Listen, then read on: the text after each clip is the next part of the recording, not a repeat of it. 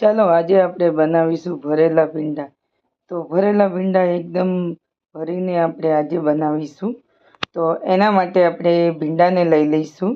તો ભીંડા તમે જોઈ શકો છો એક જ સાઈઝ, અને આપણે એ પણ તમારે જો ભીંડાને લેવાના હોય તો એકદમ તાજા હોવા જોઈએ અને આ રીતે તૂટી જવા જોઈએ. તો ભીંડા આપણે એકદમ તાજા લઈ લીધા છે અને અહીંયા ભીંડાને આપણે ધોઈ લીધા છે. તો હવે ભીંડાને આપણે એકદમ સાફ કરી લઈશું. અને ભીંડામાં તમારે બિલકુલ પાણી ના રહેવું જોઈએ, અને જો ભીંડામાં પાણી હશે તો તમારા ભીંડા એકદમ ચીપચીપા બનશે અને એકદમ ચીકણા બનશે. એટલા માટે તમારે ભીંડામાં બિલકુલ પાણી જ ના રહેવું જોઈએ અને એકદમ કોરા કરી દેવા જોઈએ. જો જ્યારે પણ તમારું થોડું પણ પાણી હશે, તમને સેજ પણ લીલા એવા લાગશે તો તમારા ભીંડા એકદમ ચીપચીપા બનશે. એટલા માટે ભીંડાને એકદમ કોરા કરી અને આ રીતે તમારે આપણે કોઈ પણ કપડાથી એને લૂછી લઈશું. તો ભીંડાને અહીંયા સરસ ધોઈ લીધા છે અને આવી રીતના કોરા કપડાથી આપણે એને કોરા કરી દેવાના છે. તો ભીંડા એકદમ કોરા થઈ જાય તો જ તમારી ભીંડી એકદમ સરસ કુરકુરી અને સરસ બને અને ચીપચીપી નહીં રહે. તો ભીંડા સરસ આપણે કોરા કરી લીધા છે, આ રીતે જોઈ શકો છો. અને હવે એને આપણે પંખા નીચે મૂકીશું અડધો કલાક માટે, તાકી સરસ કોરા થઈ જાય એકદમ. અને ભરેલા ભીંડી બનાવવા માટે એકદમ આપણે એને કોરા કરીશું. અને ભીંડાને આપણે આ રીતે એને કટ કરી લઈશું. આપણે જોઈ શકો છો. તો એનો જે પાછળનો ભાગ, જે આપણે ટોપીનો ભાગ છે એને કટ કરી લેવાનો છે.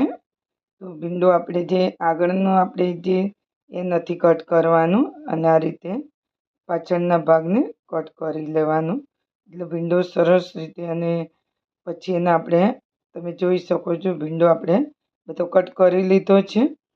અને હવે આ રીતે ભીંડાને જે રીતે ઊભા ચીરી આપણે એને કરી દઈશું. અને ભીંડામાં બીજું કે તમને આપણે જ્યારે ભીંડો લેતા હોય છે તો ભીંડાની સારી એવી ક્વોલિટી લેવાની અને આ રીતે ચીરો કરી અને બધા ભીંડાને અંદર આ રીતે તમારે ચેક કરી લેવું કે કંઈ જીવાત કે એવું નથી ને. તો ભીંડાને આપણે આ રીતે બધા કટ કરી લઈશું. તો જોઈ શકો છો. તો બધા આપણે એક પછી એક એને જોઈ લઈશું, તાકી આપણે એને સડેલા હોય એ તરત ખબર પડી જાય. તો ભીંડો બધો આપણો ચીરિયા કટ લગાવી દીધો છે. અને હવે ચાલો એમાં મસાલો કરવા માટે અહીંયા આપણે પેન લઈ લીધું છે અને ચણાનો લોટ લીધો છે 2-3 ચમચી. અને ચણાના લોટને સરસ આપણે હલકો એવો શેકી લઈશું, તાકી સરસ આપણો ચણાનો લોટ શેકાઈ જાય.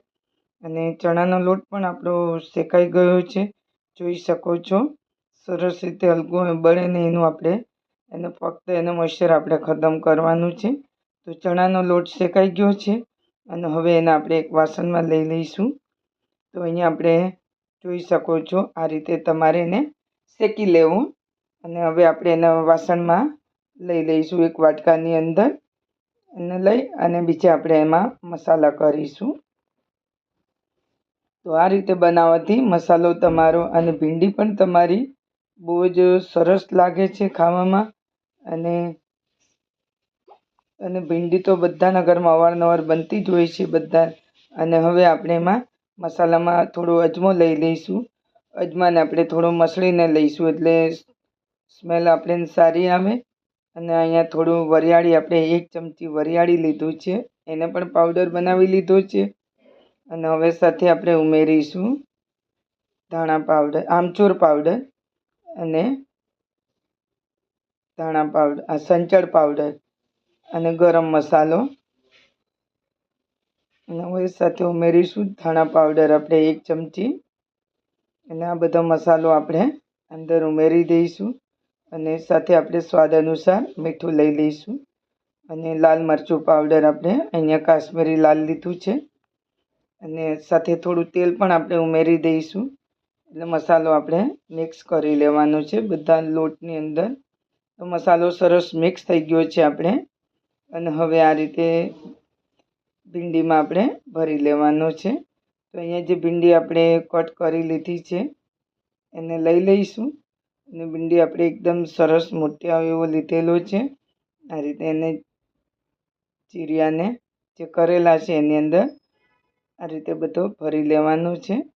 તો જેટલું આવશે એટલું આપણે એની અંદર ભરી લઈશું. અને આ રીતે બનાવવાથી ભીંડી એકદમ કુરકુરી અને ચટપટી બને છે આ મસાલાથી. તો આ રીતે આપણે બધા ભીંડાને ભરી લેવાના છે. તો બધા ભીંડા આપણા ભરાઈ ગયા છે, તમે જોઈ શકો છો. તો ચાલો હવે એનો વઘાર કરી લઈએ આપણે. તો વઘારમાં થોડું આપણે તેલ લીધું છે.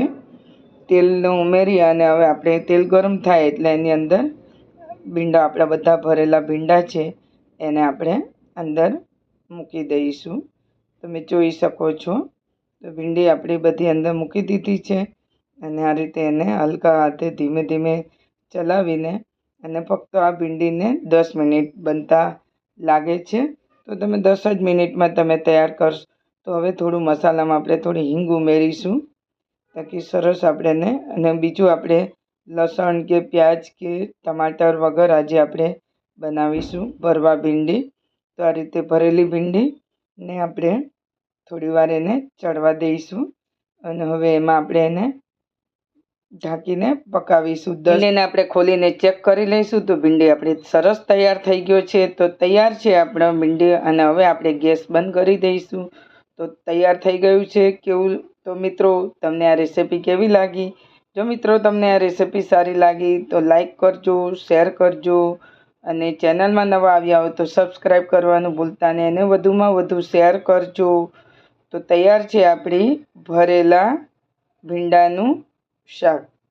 તો મિત્રો, તમે જોઈ શકો છો. અને આને તમે લોખી પણ ખાઈ શકો છો, તમે રોટલી સાથે પણ ખાઈ શકો છો. તો છે ને આપણો ભરેલા ભીંડો. તો હવે આપણે ધાણાથી એને ગાર્નિશ કરી દઈશું. ગીતાની રસોઈ.